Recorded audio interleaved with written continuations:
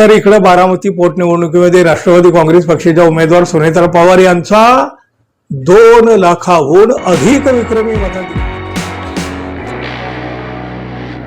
मित्र हो, 5 राज्यातल्या विधानसभा निवडणुकांमध्ये जो आता निकाल येणार आहे, हा निकाल नेमका कोणाच्या बाजूने जाणार आहे याची उत्सुकता तर देशभर निर्माण झालेली आहे। आणि इकडं महाराष्ट्रातील बारामती आणि राहुरी या मतदारसंघातील विधानसभा निवडणुकीमध्ये नक्की काय होईल, कोणाचं मताधिक्य किती असेल, अशी सगळी उत्सुकता महाराष्ट्रभर आहे।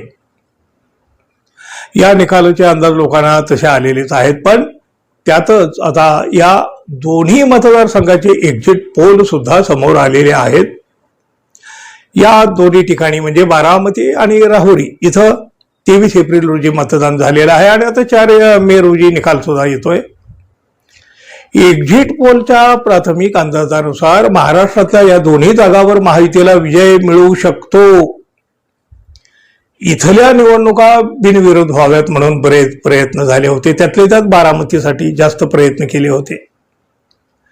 अजित पवार यांच्या निधनामुळे होत असलेली बारामतीची पोटनिवडणूक बिनविरोध व्हावी, सुनेत्रा पवार या बिनविरोध आमदार व्हाव्यात यासाठी मोठे प्रयत्न केले गेले, पण बिनविरोधचे सगळे प्रयत्न निष्फळ ठरले। एक्झिट पोलच्या अंदाजानुसार बारामतीतून सुनेत्रा पवार आणि राहुरीतून अक्षय कर्डिले हे विजयी तर होणारच, पण त्यांचं मताधिक्य देखील मोठं असणार आहे। बारामती विधानसभा पोटनिवडणुकीमध्ये सुनेत्रा पवार यांना 91 ते 97% मतं मिळू शकतात। रिंग साइड रिसर्च या संस्थेच्या एक्झिट पोलमधून हा अंदाज व्यक्त केला गेला आहे। तिकडे राहुरीमध्ये अक्षय कर्डिले यांना मिळणाऱ्या मताची टक्केवारी 78 ते 83% असेल। त्यांना निवडणुकीमध्ये 1,42,500 मतं मिळण्याचा अंदाज या पोलमध्ये व्यक्त केला गेला आहे। त्यांच्या विरोधामध्ये निवडणूक लढवलेले शरद पवार यांच्या राष्ट्रवादीचे गोविंद मोकाटे यांना फक्त 7 ते 14% पर्यंतच मतं मिळणार आहे। एक्झिट पोलच्या या अंदाजानुसार मोकाटे यांना 25,500च्या जवळपास मतं मिळतील। त्याचबरोबर बघा, रुद्र रिसर्चच्या एक्झिट पोलच्या अंदाजानुसार राहुरीमध्ये भाजपचे उमेदवार कर्डिले यांचा तब्बल 1 लाखापेक्षा अधिक मोठ्या मताधिक्याने विजय होऊ शकतो।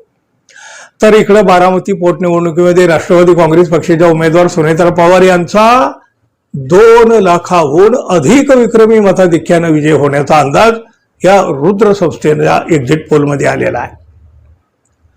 सहानुभूतीच्या लाटेवर स्वार झालेल्या या निवडणुकीमध्ये महायुतीची एकतर्फी सरशी होणार हे आता जवळपास निश्चित झालेलं आहे। आता 4 दिवसांनी होणाऱ्या मतमोजणीमध्ये हेच चित्र दिसू शकतं। पाहूया, आता 4 मे काही फार खूप दूर राहिलेली नाही। परंतु मित्रहो, जाता जाता आपल्या चॅनलला सबस्क्राईब करायला विसरू नका। सबस्क्राईब करा, बेल आयकॉनचं बटन दाबा। धन्यवाद, पुन्हा भेटू, नमस्कार।